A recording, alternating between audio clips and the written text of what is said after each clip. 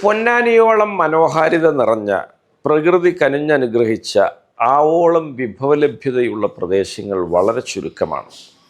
പക്ഷേ ടൂറിസം വികസനവുമായി ബന്ധപ്പെട്ട ഒരു തരത്തിലുള്ള ഇത്തരം ഇടപെടലുകളും നാളിതുവരെ പൊന്നാനിയിൽ കൃത്യമായി നടന്നിട്ടില്ല എന്നുള്ളത് ഏറെ ഖേദകരവുമാണ്. പൊന്നാനിയുടെ ടൂറിസം സാധ്യതകൾ മുഴുവനായി ഉപയോഗപ്പെടുത്തി തദ്ദേശീയർക്ക് കൂടി ഗുണപരമാകുന്ന രീതിയിൽ വിനോദസഞ്ചാര മേഖല വികസിപ്പിക്കുമെന്ന് KP നൌഷാദ് അലി. ഞാൻ പൊന്നാനിയുമായി ബന്ധപ്പെട്ട് മുന്നോട്ട് വെക്കാൻ ആഗ്രഹിക്കുന്ന ഒരു ടൂറിസം പദ്ധതി, അത് BM മുതൽ കുന്നംകുളം വരെ നീണ്ടു കിടക്കുന്ന 100 അടി പാതയുടെ നവീകരണമാണ്. അത് ആഴം കൂട്ടി, വീതി കൂട്ടി, അതൊരു ജലപാതയാക്കി വികസിപ്പിച്ചാൽ ഇരുവശങ്ങളിലും കതിർ പാൽമണം ചുരത്തുന്ന നെൽവയലേലകളാണ്, നമ്മുടെ കോൾ നിലങ്ങളാണ്, പുഞ്ചപ്പാടമാണുള്ളത്. അതിൻ്റെ നടുവിലൂടെയുള്ള ആ യാത്രാനുഭൂതിയേക്കാൾ മനോഹരമായ മറ്റൊന്ന് ഈ കേരളത്തിലും ഇന്ത്യയിലും ഒക്കെ അപൂർവമായിരിക്കും. തീർച്ചയായിട്ടും ആ പദ്ധതിക്ക് വേണ്ടി ഞാൻ മുന്നിട്ടിറങ്ങും. അതുവഴി അതിൻ്റെ നേട്ടവും അതിൻ്റെ നന്മയും അതിൻ്റെ ഗുണഫലങ്ങളും ആ പരിസരത്തെ പ്രദേശവാസികൾക്കും പൊന്നാനിക്കും ഒക്കെ ഉണ്ടാകും എന്ന് പറയാൻ ഞാൻ ആഗ്രഹിക്കുന്നു.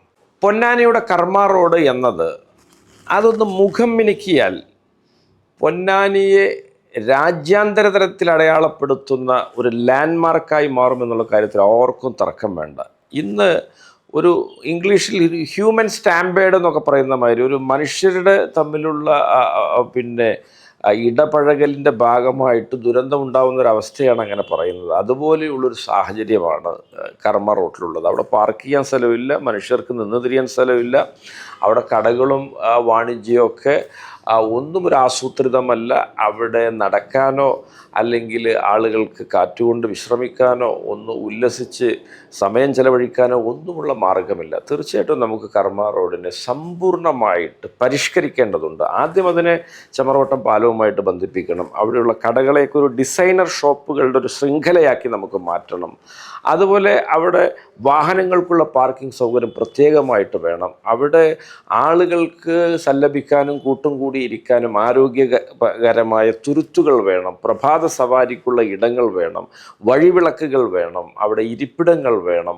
അവിടെ സമ്പൂർണ്ണമായിട്ട് മുഖം മിനുക്കി പൊന്നാനിയുടെ ഒരു പ്രൗഢിയായിട്ട് കർമ്മ റോഡിനെ മാറ്റാനുള്ള നടപടികൾ നമുക്ക് കൈക്കൊള്ളണം. അല്ലാതെ ഇതുപോലെ വലിച്ചു വാരിയിടുന്ന ഒന്നായി കർമ്മ റോഡിനെ നമുക്ക് മാറ്റാൻ കഴിയില്ല. കർമ്മ റോഡ് നാളത്തെ പൊന്നാനിയുടെ മുഖശ്രീയായിട്ട് മാറും. നിങ്ങൾ എന്നെ തിരഞ്ഞെടുക്കപ്പെടുന്ന പക്ഷം എൻ്റെ മുഴുവൻ ശ്രദ്ധയും ആ വിഷയത്തിലുണ്ടാവുമെന്ന് എല്ലാ ജനാധിപത്യ വിശ്വാസികൾക്കും ഞാൻ ഉറപ്പ് നൽകുന്നു. ശരിയായ രീതിയിൽ ഉപയോഗപ്പെടുത്തിയാൽ പൊന്നാനിയിലെ കോൾ നിലങ്ങളും 100 അടി തോടും വിനോദസഞ്ചാരികൾക്ക് അനിർവചനീയമായ അനുഭൂതി നൽകുമെന്നും കർമ്മ റോഡിനെ അന്താരാഷ്ട്ര തലത്തിൽ വികസിപ്പിക്കുമെന്നും അങ്ങനെ തദ്ദേശീയർക്കു കൂടി സാമ്പത്തികമായി ഗുണപരമാകുന്ന രീതിയിൽ വിനോദസഞ്ചാര മേഖല മാറ്റുമെന്നും അദ്ദേഹം പറഞ്ഞു. CNTV പൊന്നാനി.